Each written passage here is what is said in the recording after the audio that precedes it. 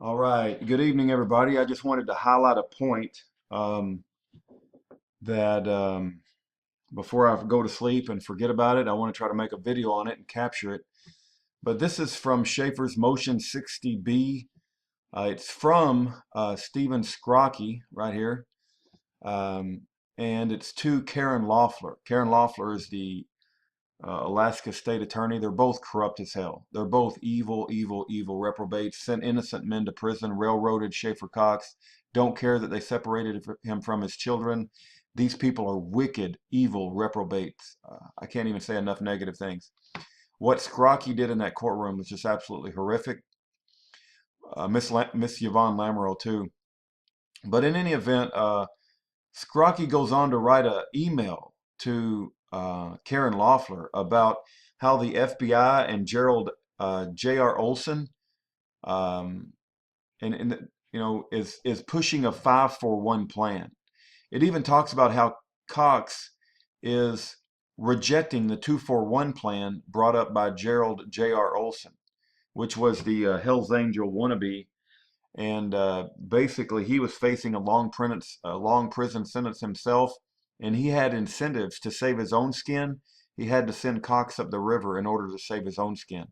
And Skrocki is sending an email to Karen Loeffler right here, basically telling Karen Loeffler there's problems with Gerald J.R. Olson.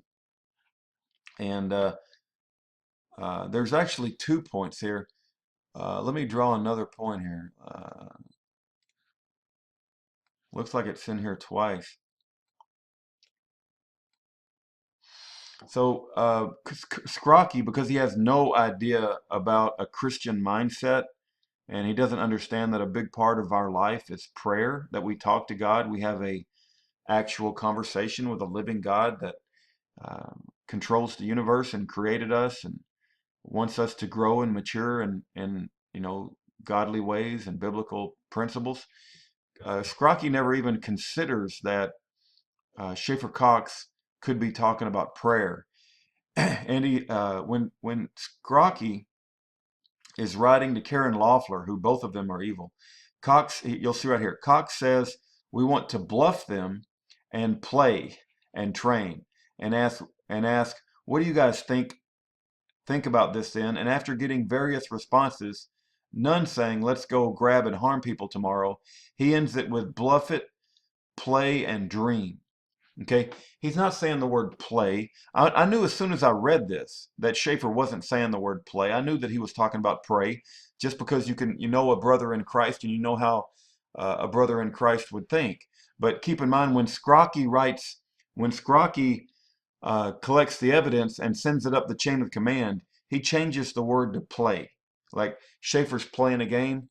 But here is the real answer, right? Schaeffer is giving his testimony on page 94 of day 17, and Skrocki is not involved in changing the words here, right? This is from Schaeffer's own mouth on direct examination from his own lawyer, Traverso, and he says alternative position was bluff, pray, and train.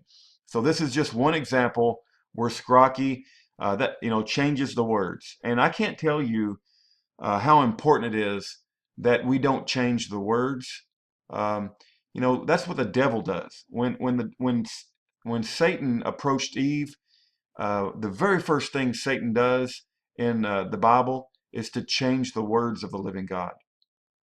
And Skrocki does that. He changed the word pray to play to make it look like, Schaeffer's trying to play a game. But Schaeffer didn't say the word play. Schaeffer said the word pray. And so I don't believe that what Skrocki did was right. It's matter of fact, it's evidence that he's got a devil in him. And just like I don't believe we should change the words of the Bible, I don't think Skrocki should have changed Schaeffer's words. Schaeffer said the word pray. And that's what Christians do. And it would never be right for a Christian to initiate cold-blooded violence to murder another human being. Okay?